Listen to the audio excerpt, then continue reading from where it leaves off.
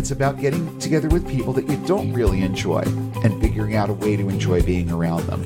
Because your crazy uncle, who's going to make terse comments about atheism, is probably also the same one who knows all the best dad jokes. Don't dislike them simply because of what they believe. Otherwise, you're just like them. My mother and me have kind of developed sort of a rhythm with these visits. There are certain things that we simply don't talk about. Welcome to Unbound, A podcast for new atheists and lifetime atheists, ex-evangelicals, truth seekers, and free thinkers. There is life after faith. And life here is good. It's time for a new perspective. And a better conversation. I'm Spider. And I'm Shelle. And it's time to get unbound. Well, ho, ho, holy crap. Am I happy that I am no longer a Christian. And I can tell you, it feels so good to be able to say it and to be able to say it with enthusiasm and to be able to say that I am not afraid of dying. I am not afraid of hell. I am not afraid of any of the things that they taught me to be afraid of because it's all idle bullshit. How's that for an opening for a holiday episode? Sounds like a good one.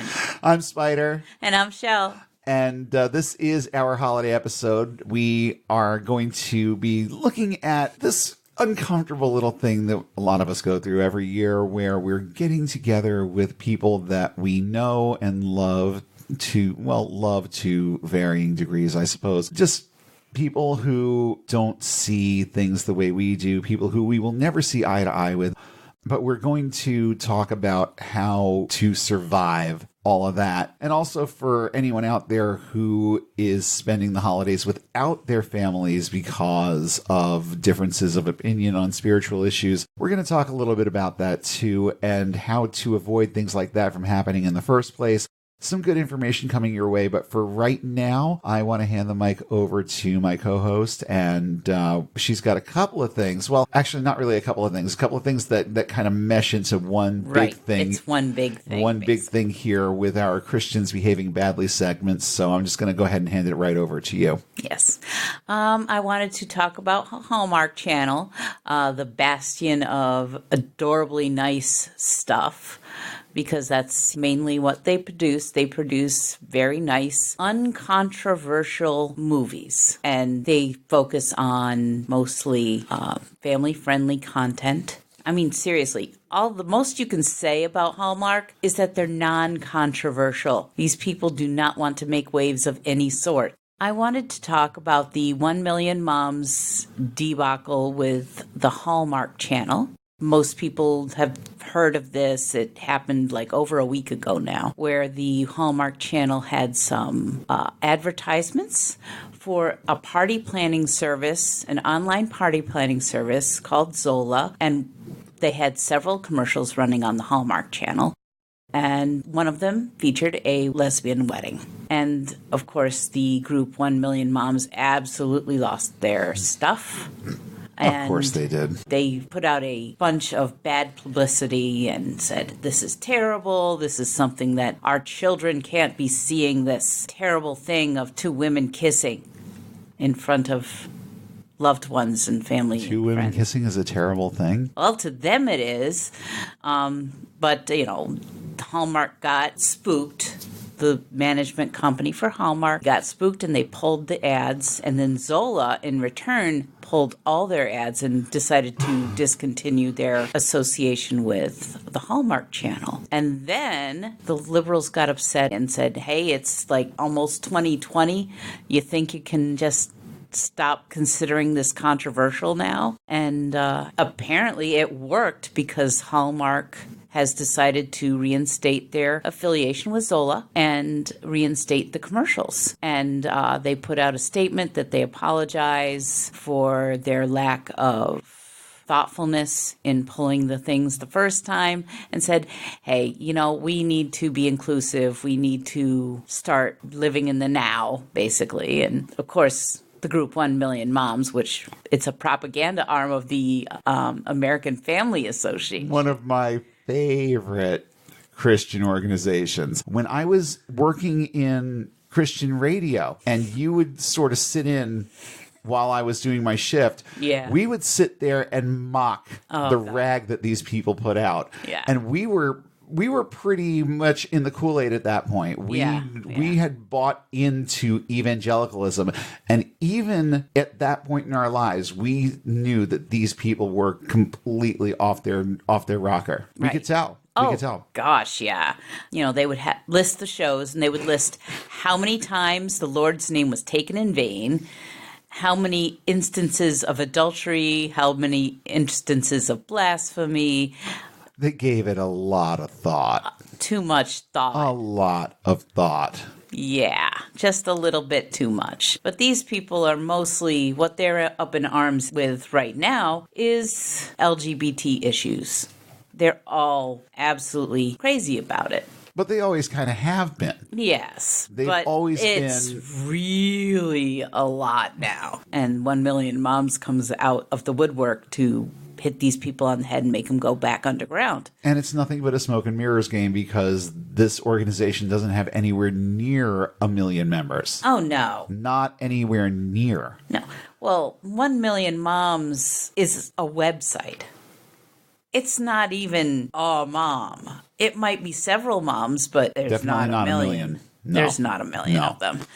But this is mostly just a propaganda arm of the AFA. They're there to make it look like there are a bunch of mothers who are concerned about their children seeing things that they shouldn't see. Although I can't understand that worldview anymore.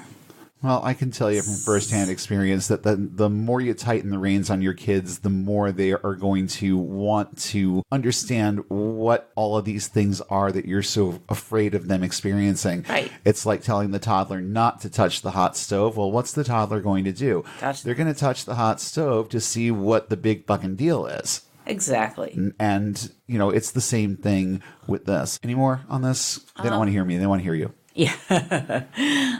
There's not a lot more. I mean, we've heard of the American Family Association. They were founded in 1977 by Donald Wildman in Tupelo, Mississippi. And let's see, there's 180,000 paid subscribers. That is not 1 million.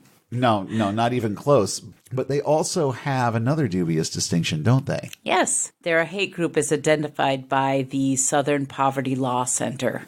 They are definitely anti-gay, and they are definitely anti just about anything that is different than the white male patriarchal society that they want to push on America. That just makes them a hate group to pretty much anybody except white, straight males. I can remember reading their newsletter while the musical indoctrination just droned on in the background. And I can remember just looking at the way that they presented their content and the way that they responded to any semblance of opposition, to any detractor that had the nerve to write into them. They always responded with anger and hate and vitriol and nothing but. Right. Where is the love of your deity in the midst of the work that you're doing, American Family Association? How is what you are doing expressing the love of Christ to this world? Because isn't that what your mission is? This situation right here, I think, is going to really, really open some people's eyes. Yeah. As to who these people are and what they stand for. They are not the only evangelical hate group out there, but they really have their game down. Yeah. But this is not, and I hate having to defend evangelicals. I really do. I hate having to defend them, but I think that it's necessary to understand that every religion has extremist groups. And the AFA happens to be one that is evangelical. Right. They do not represent the average person in the pew in much the same way Westover Baptist Church doesn't represent anything having to do with any Baptist church anywhere. Don't look to the extremes for your opinions on who the people are sitting in the pews. And this goes right back to my same old mantra about not blaming this problem on individuals. You see, if we start looking at every Christian as somebody who thinks like someone at the AFA, then it'll make it a lot more difficult for us to want to reach out. It'll make it more difficult for us to come up with ways to reach out because we'll be entering into that situation with biases already. So as far as the AFA goes, I wouldn't take them terribly seriously in terms of their messaging, but I would take them very seriously in terms of what they are trying to do to society. Right. Their messaging is as nonsensical as anything else that comes out of evangelicalism. The problem is that they have a big voice. Yeah. And that's a problem. That's a big problem. Right. So what's the solution? To have a counter voice. Yeah. And why else are we here? Yeah, exactly. You know, I am in a way doing this for me, but I'm doing it more to hopefully leave a slightly better world than I found when I got here and the one that I thrust so many people into when I was doing ministry work. And for me, yeah, it's not entirely personal. It is. But this is about when I breathe my last, I want to be satisfied that I did something to undo some of the damage that I've done and undo some of the damage that a lot of people do using this religion. So didn't mean to get so heavy for a holiday episode, but we're going to switch gears right now and get right into our main topic. Now, I'm guessing that there are more than a few people out there who are going to be encountering relatives over the next week or so. It probably started with Thanksgiving. We're a little late to the game, but, you know, Christmas is the big one. Oh, and incidentally, we need to stop getting all up in arms over words like Christmas. There's nothing wrong with wishing someone a Merry Christmas. It is the name of the holiday after all. It doesn't identify you as anything. It just identifies you as a member of a culture that embraces Christmas and nothing else. So let's get that one out of the way right away. Relatives, anybody wants to wish you a Merry Christmas? What's your best course of action? Wish them a Merry Christmas back. Yes. You'll be glad you did. As I have heard said many times before, and I have used this line many times before, there are hills to die on. This one is not one, okay? Say whatever you want when you are giving the salutation. When someone says Merry Christmas, you can return with Happy Holidays. I don't think there's anything wrong with that. No. But don't feel weird about just also wishing them a Merry Christmas. We say Christmas in our house. It's funny. I had somebody recently saying to me, boy, it must be nice being an atheist and not having to deal with the whole Christmas thing. We deal with the Christmas thing. We celebrate Christmas, and it's a cultural thing. Yeah. It's something that's so part of our culture. I suppose we could ignore it, but I don't see the point.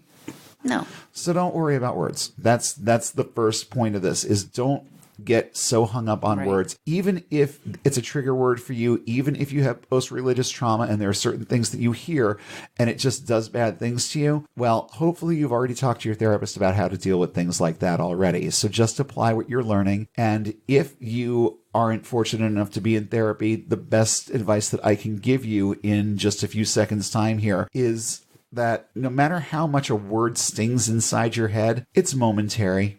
And you have, well, I'm not going to say all the power because I don't know what your situation is, but you have the capability to at least try to steer your thoughts in a different direction when it comes to these words. I found out this year that I have more of an aversion to the religious Christmas carols than I thought I did. It's very irritating to me hearing songs about Bethlehem, okay?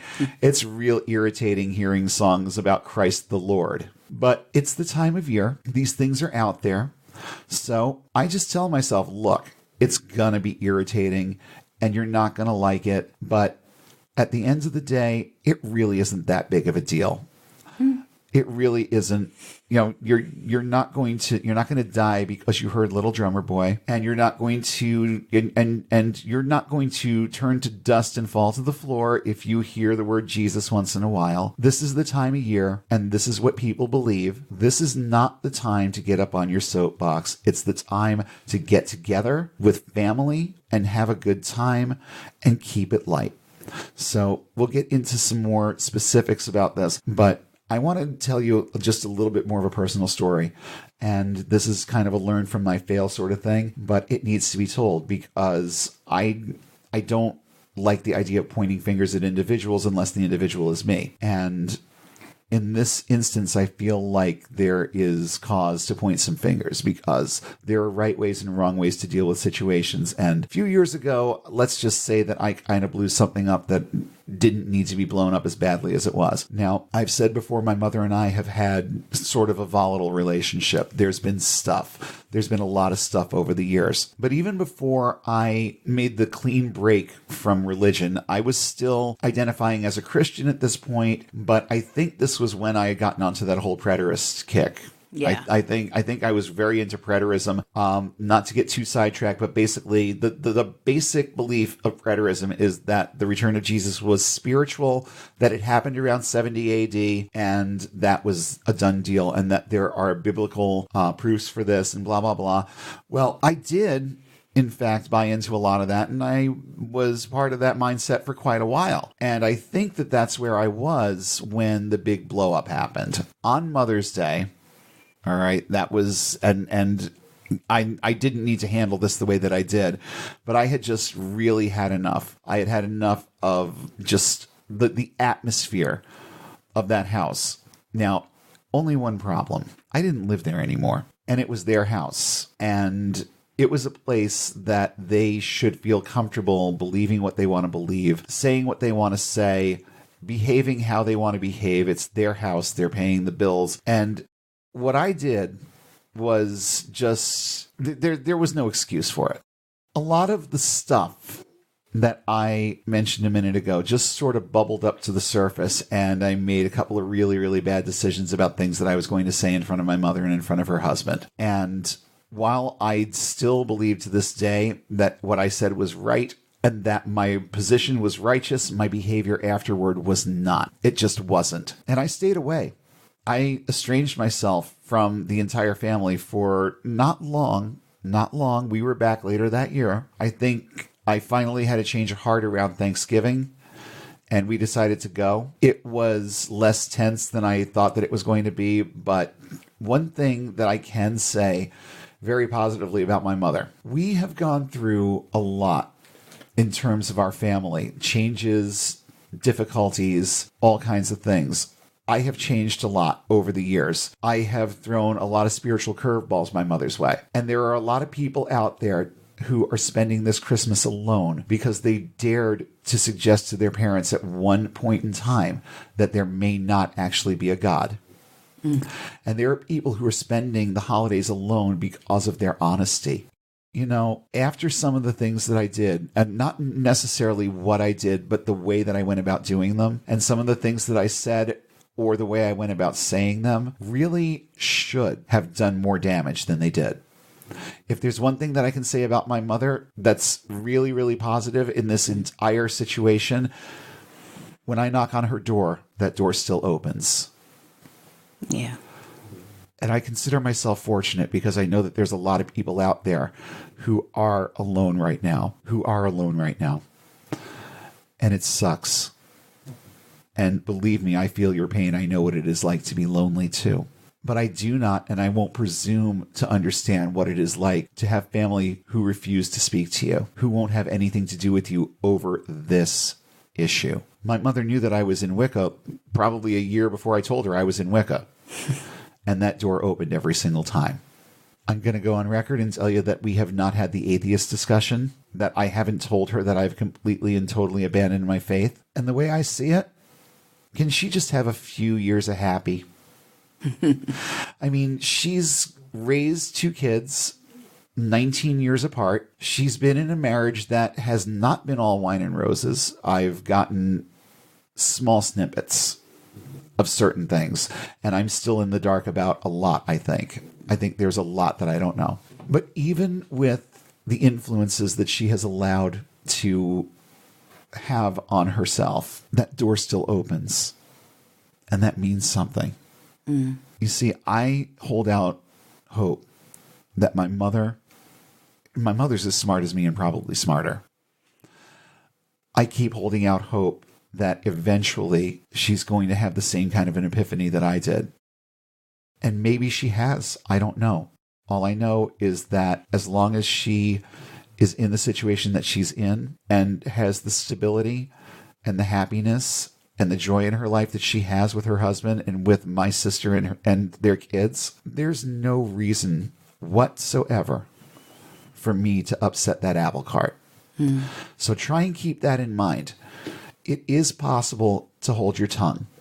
It is possible to just let things slide. If you are suffering religious trauma and there are things that you cannot let slide, again, these are things that you should be working out in therapy. And if you aren't fortunate enough to be able to do that, then find a group of people who are going through the same things that you are going through. There are resources out there. Seculartherapy.org should be able to hook you up with some things, and there are other communities out there. I would vet any social media group that you decide to take part in beforehand, but there are some very good ones out there too on all kinds of different topics of religious trauma, and it's well worth looking into.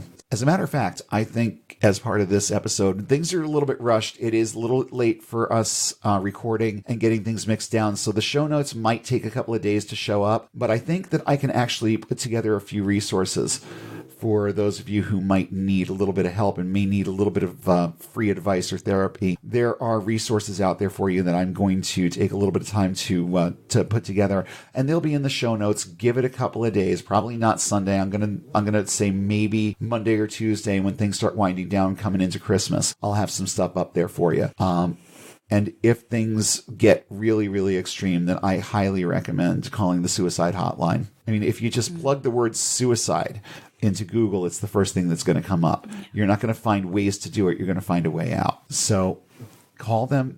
And if you're in a position where you're in that environment at that moment in time and you just can't take it and you also can't talk, guess what? There's a text version. Yep. You never have to open your mouth, and you can get it all out there to somebody who will listen and care. It's available to you. A lot of people don't know that option exists, but it's there. It's right there on their website, and you can open up an SMS text with them right from their website, and it'll open in your text. It'll open in your text app. Yeah.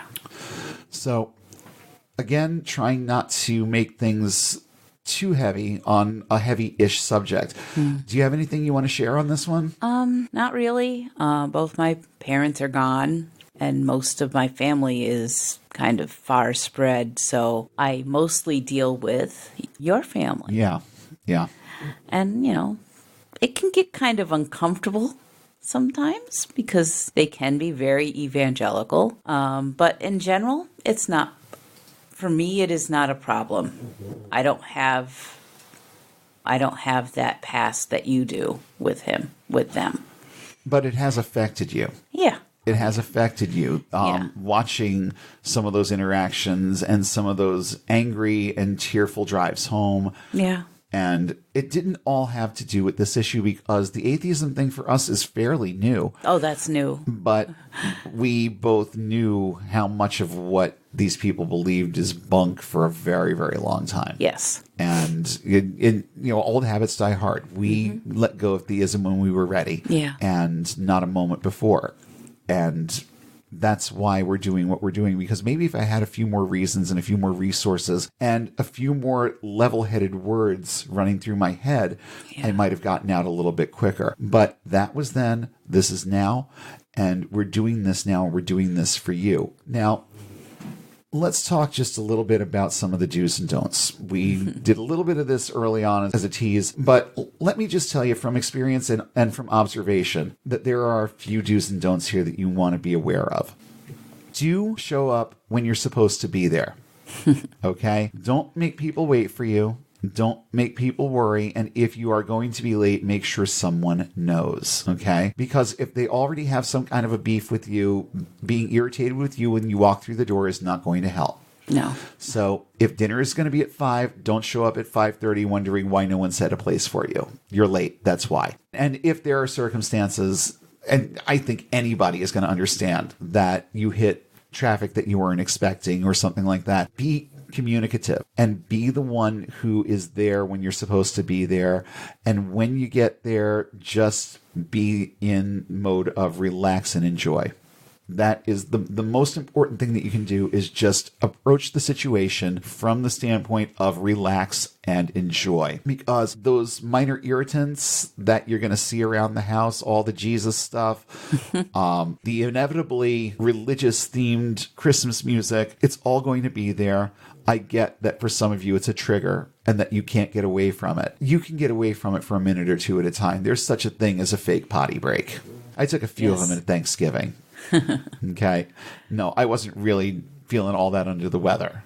I just was not feeling like being at the table and needed a 5-minute breather. And that's okay too. If you're someplace warm and there's someplace to go outside and just get in the quiet for a little bit, that's another thing that you can do. Don't disappear for too long. Don't let people wonder where you are, what you're off doing. Be visible, but definitely get away from it once in a while if you need to. Especially for me, the music is a big one. Fortunately, when we were at my mother's for Thanksgiving, there wasn't a whole lot of religious Christmas music playing, and they're coming here as opposed to us going there for Christmas, so there won't be any religious Christmas music playing when they're here. Although I'll probably pull out my John Denver and the Muppets because I absolutely love that album. And I love it baked. I haven't heard Dominic the Donkey once this year. That's weird. That's so weird. Well, you know what? I guess I'm just going to have to put together a playlist and have it playing in the background when they get here.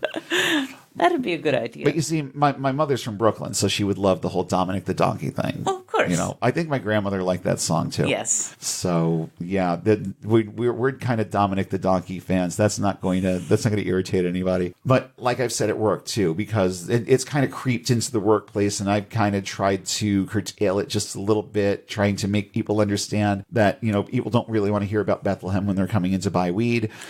But I think the way that I put it is, you want to talk about sleigh bells and snowmen, that's fine, but can we keep Jesus out of it? And I think that I speak for many who walk through the doors of a lot of businesses at this time of year and hear the Christmas music playing, and it's an instant eye roll. Well, it's expected. But, we were playing Floyd in the dispensary the other day. So, and people actually, they commented on that because we weren't just falling in lockstep with the whole commercialism thing. It's like, we sell weed and Floyd is music to smoke weed by. So that's what we're listening to. And it just so happened that was what was on the playlist. We listen to all kinds of stuff at work, and we do have people who have had occasion to put on the Christmas music, and that's where discussions have come from. But it's not that big a deal. It's irritating, but it's not that big a deal. And again, there's such a thing as a fake potty break if it gets to be too much. And don't feel like you are insulting the environment or the party or anything like that by being just by being uncomfortable. It's what you do with that information that's going on in your head that matters. Are you acting uncomfortable? Okay, I'm not saying that not to be yourself or anything like that, but maybe just make a little bit more of an effort to enjoy the things that you like about these people. Is there something that you like about your mom? There are lots of things that I actually do like about my mom, and I have to remember a little bit more at times what some of these things are, but there are a lot of things that I like about her.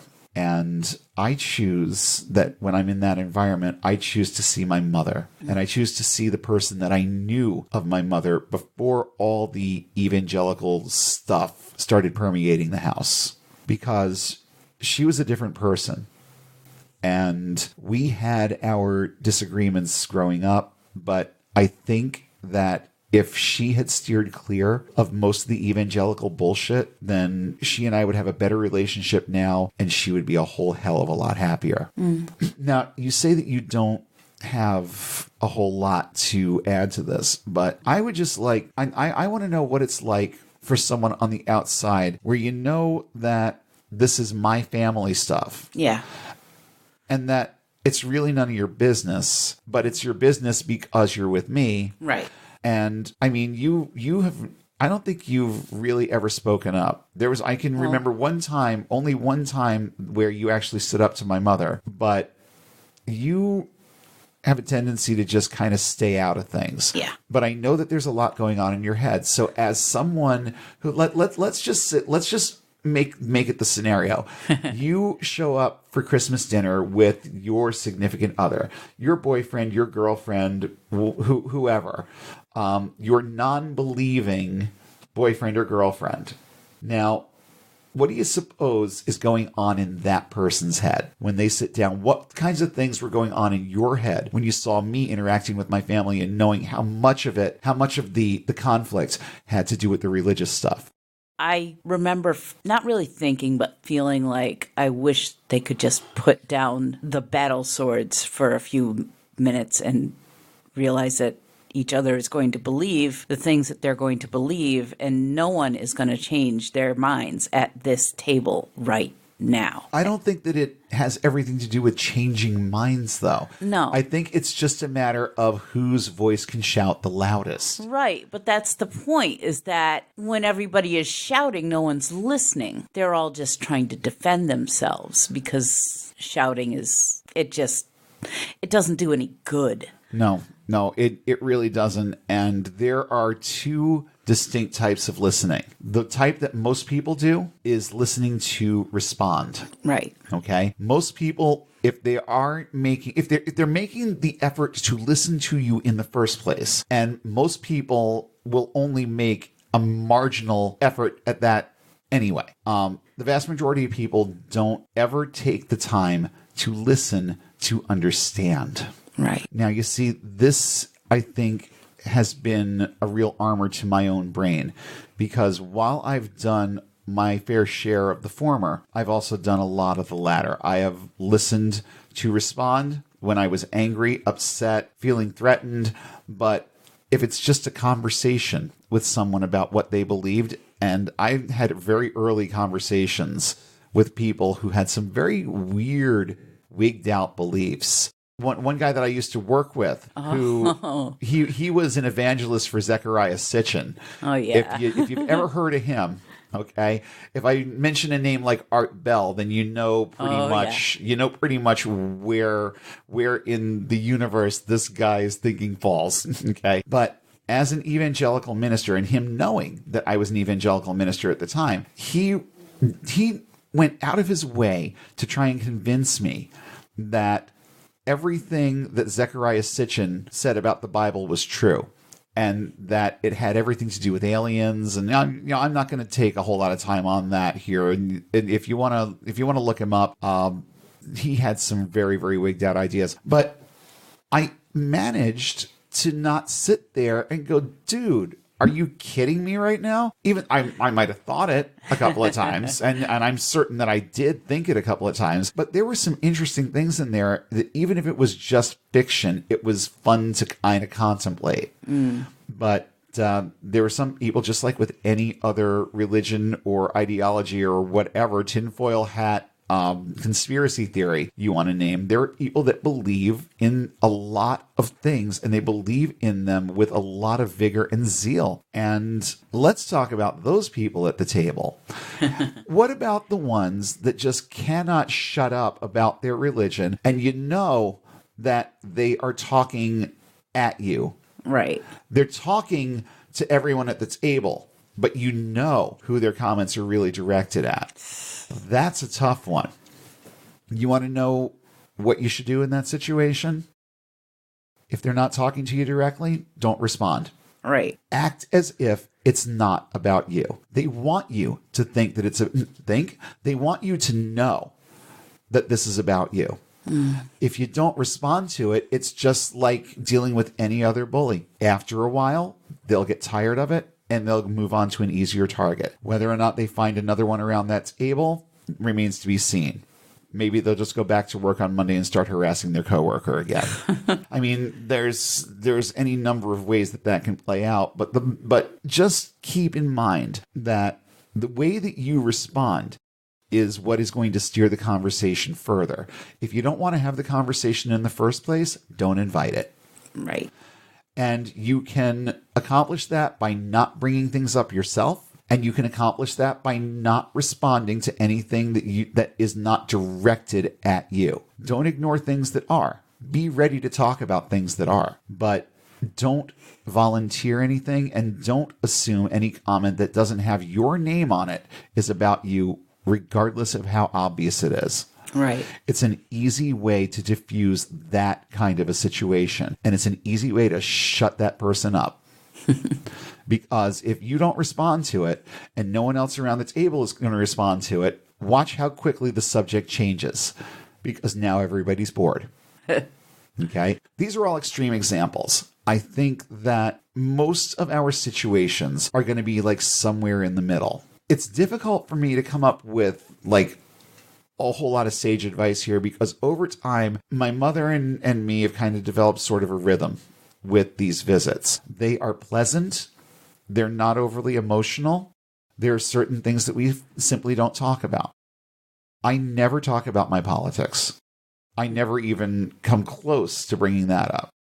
Once she knew about Wicca, I would bring that up only because it was already out there and never in a confrontational way. It was always in a complimentary way. And this is one of the things that I like about my religion. It's that it teaches me blank.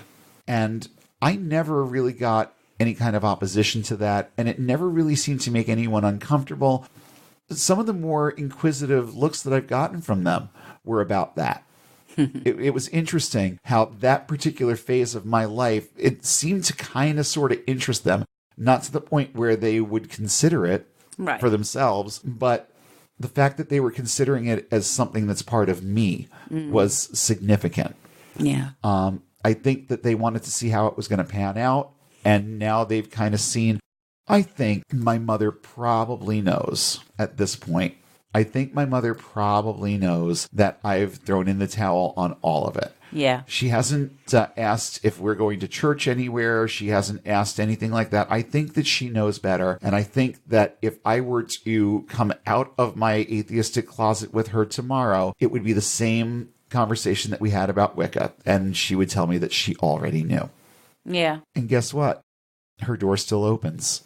And that door is going to open when they show up for a little late Christmas dinner later in the week, this week, or this coming week. Yeah. And I'm thankful that things are on an even keel. I just wish that there was a little bit more openness. I wish that I could feel comfortable talking about certain things around my own table. But I'm also in respect mode when those people are sitting at my table because it's how I would want to be treated. Right. I would not want to be inundated with someone else's beliefs simply because I'm sitting at their table and eating their food. Yeah. It's not a good enough reason to hold somebody as a captive audience. Keep your ideas to yourself unless you're asked. And if you are asked, decide wisely what you are going to respond on. You can always just tell people, it may not seem like it to you, but that's kind of a personal question to me. And it's one that I'd like to keep the answer to myself about. And that's okay too. They may accuse you of copying out. They may accuse you of not having a well-structured response to their question. And they are entitled to believe what they want to believe. If you listen to this show enough, you know the value I place on belief. Right. And that's the same value that you should be placing on any opinion that comes from them about something that they clearly and obviously do not know, understand, or want to know. You want to know how to survive the holidays with or without your family? Start by making the decision that this year, it's about you. It's about you being happy. It's about you getting together with people that you enjoy being around and just enjoying being around them. It's about getting together with people that you don't really enjoy and figuring out a way to enjoy being around them. Because your crazy uncle who's going to make terse comments about atheism is probably also the same one who knows all the best dad jokes. So take the good with the bad and don't point fingers at the individual. You may genuinely not like somebody. That's perfectly okay. Don't dislike them simply because of what they believe. Otherwise, you're just like them.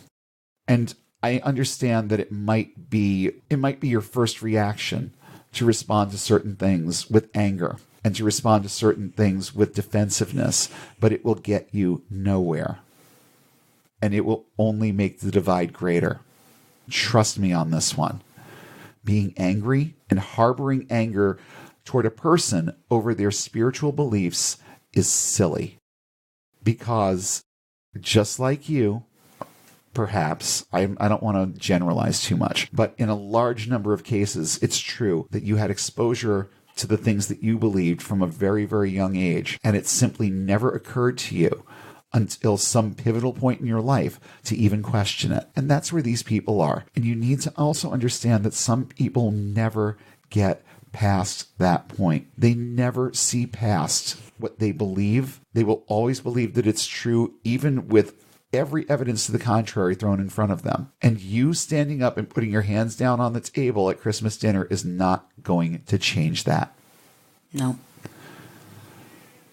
You want to know how to really make this a good experience this year? Beat them at their own game. Show them what love looks like. Show them what it's like to be accepted the way that they are. Show them that it's possible to love somebody and not agree with their politics, not agree with their spiritual beliefs, not agree with their anything. You don't have to love the politics, and you don't have to love the spirituality. Just concentrate on loving the person, because the person is all there really is. They don't have a soul. They don't have a promise of eternal life any more than you do. They have the same time that you have with them right now. Those moments are about you. The two of you, the group of you, whatever it is. Cherish the moments and beat them at their own game. Because you can be the one who shows them what love really is, and you can be the one who helps them get unbound. We hope you've enjoyed this episode of Unbound. Show topics are chosen for their timeliness, relevance, and social impact. If you have ideas for future show topics, please email us at unbound.podcast.network@gmail.com and follow us on social media. We're up on Twitter and Facebook, and we're developing some really solid communities and relationships on those channels. And also, once again, please consider supporting us on Patreon. You'll be making a huge difference, and you'll be helping a lot more people get and stay unbound. Thanks for listening once again. We'll be back next week with a whole new episode when we'll come together again and help each other get and stay unbound.